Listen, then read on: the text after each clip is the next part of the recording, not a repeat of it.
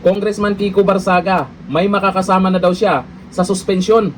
Ayon sa kanya, sino kaya yung congressman na yan? Kilalanin kung sino yan kasi nananakit daw yan.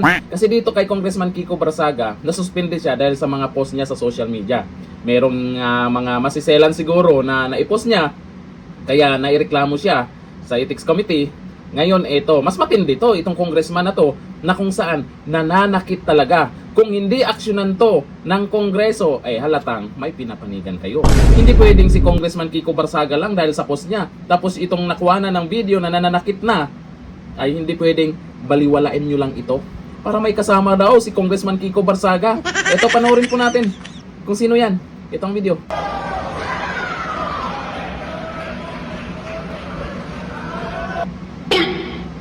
Aba, kitam, si Richard Gomez lang naman yan. Anong meron? Bakit bigla na lang siyang nananakit dyan? O dito po sa balita, sa News 5. Richard Gomez is so unbecoming of a public official. Nakuna ng CCTV footage ang pananakit umano ni late Representative Richard Gomez kay Philippine Fencing Association o PFA President Renny Peter Paul Ladok Gakuma sa gitna ng 2025 Southeast Asian Games sa Thailand. Naku po.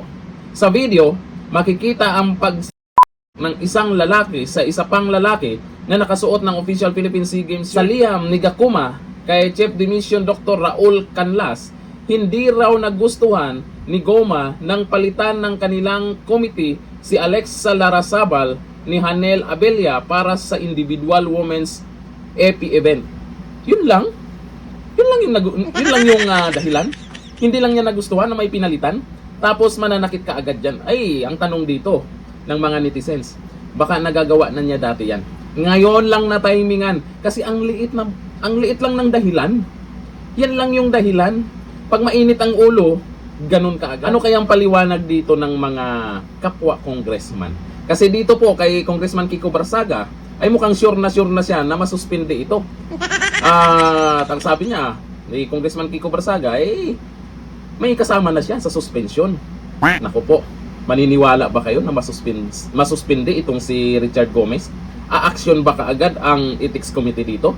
Kasi dito sa mga nag-comment, ayon sa kanila, sabi ni Glenn Luna, Ethics Committee, pasok. Mukhang tahimik pa sa ngayon eh. Sabi ni Cesar Saunar, basta Auntie Claire, kung na bahala dyan. Ayan na naman. Baka biglang magpaliwanag dito si Auntie Claire ha.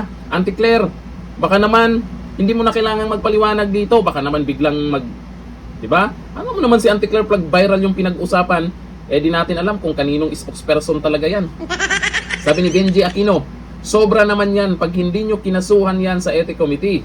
Wala nang magiging matinong kongresista sa Kongreso.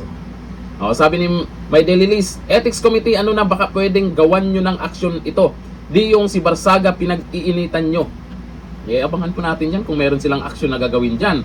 Kasi kitang-kita po sa CCTV, baka sabihin nila AI lang yan ha. Baka sabihin nila ay edited lang yan. Wala, galing po sa ibang bansa ang kuha na yan.